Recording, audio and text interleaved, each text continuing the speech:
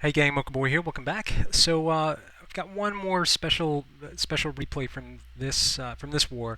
Now this is special specifically to me because here at Reddit Force, one of the things that we do is we spend a lot of time training up our members. It's not uncommon for them to come to us completely green. Maybe from a Go Weeby clan or a Go Wipe clan, and they wanted to learn a lot of these advanced tactics. So about a couple weeks back, we ran a boot camp that was centered around the AQ walk, CB Goho, CB surgical Goho attack. And we had everybody in clan cook up a composition, run the attack, share the replays in channel, and then we dissected each other's replays, trying to find out what went right, what went wrong, and then help people tweak their plans as well as their executions. And as a result of all of that work, we did that over the course of 2 nights and then several wars. As a result of all of that work, we developed at least 4 or 5 heavy hitters within the clan that are, fully capable of this attack. And in this particular case, this attack came from Mcownu. This was a follow-up attack on this base, so we had scout information. We knew that there were only single bombs in the base, which made this ripe for any type of hog attack. But what was what was particularly interesting about this is maybe only the third or fourth time that he's run this attack, and he was able to 3-star one of their top town hall 9s, actually the top town hall 9 with this attack, and he's sitting the number 8 position. He hit the number 6 base. Now the game plan for just a quick recap of the strategic objectives with this strategy.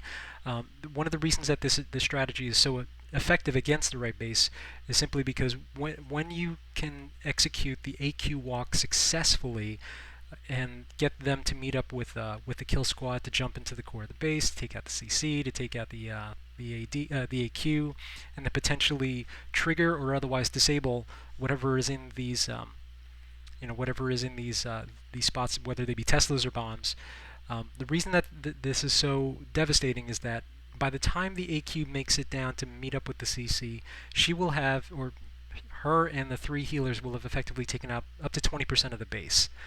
And that's, how many attacks have you run where you were able to strip the base of its defenses, but then ended up 80% or 70%? And developing the strategy was very important for us to help kind of overcome that problem, because we ran into that problem so many times, so many 99%, 80%, 70% attacks, and this is actually getting us to the point where we're now we've got attacks ending in the 95 to 99% range. So pretty amazing there. So the game plan for this attack was going to be this.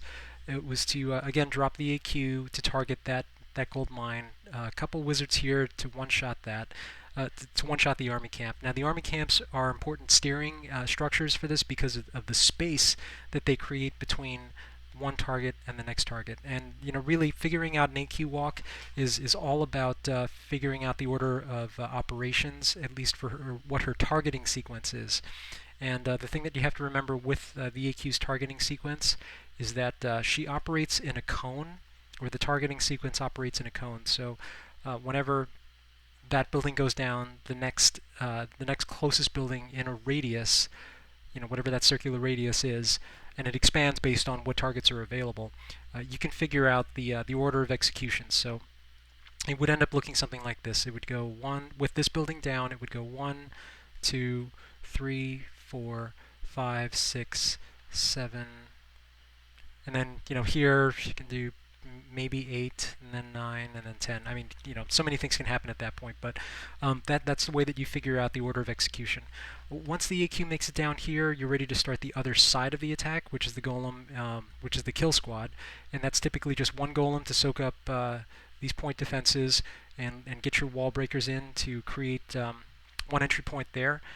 Brace of wizards here to take out these trash buildings, and then form the other side of the stop, and then a jump to take out the AQ, take out the CC, disable what's ever there, and then tank whatever's in the core of the base.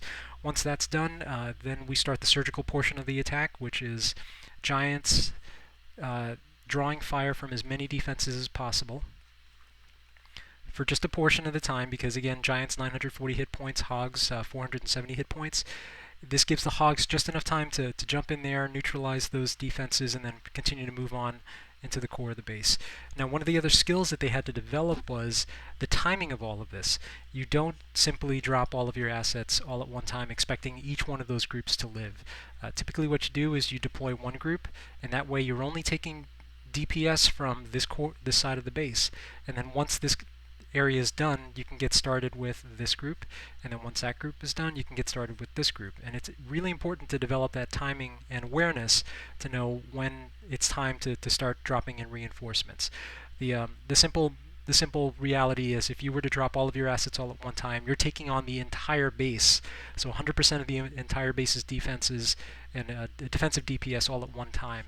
You want to take them in bite-sized, manageable chunks, and preferably while they're distracted on tank-heavy or hit-point-heavy tanks. So let's go ahead and take a look at that replay. And again, third, maybe fourth time that he's run this in a live fire exercise, so very cool to see this all go down. That wizard took out that army camp, and she goes to work with her 3 healers, so 1, 2, 3, and then 4, and then 5, and then she'll move on to the hut, and then the pump, and then the storage, and then the cannon. And then here comes the other side of the attack. Now, one of the important things to note here is, notice there's nothing left in this pocket, and with nothing left in that pocket, by the time the BK drops, and the BK had to drop just a half a second earlier so that he had something to target internally, but unfortunately we ended up losing him.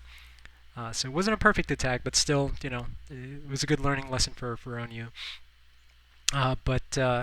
It didn't matter because he had that rage left over plus the queen's ability to take out the dragon, the 2 loons, both heroes, and then he can start the rest of the surgical portion of the raid. And he still got one heal left over along with the haste, but just a buttload of hogs working their way through the base. And this is what I was talking about. By saving or by delaying the drop of those other hogs till the right time, this group was able to survive long enough to sneak up on what was left of that base. But he did, out of those 6 hogs, he ended up losing 5 of them. But it was so key as far as when he deployed that, simply because he was able to tie up those defenses long enough to give the DPS a chance to go in and to finish up their work. But meanwhile, in Storyland, the BK still running around the core, the exterior of the base, taking out buildings. So this went out just about as well as you could hope for. Would like to have seen more hogs survive to the end, but a 3's a 3, and he's new to the strategy, but looking forward to seeing what he does on future raids.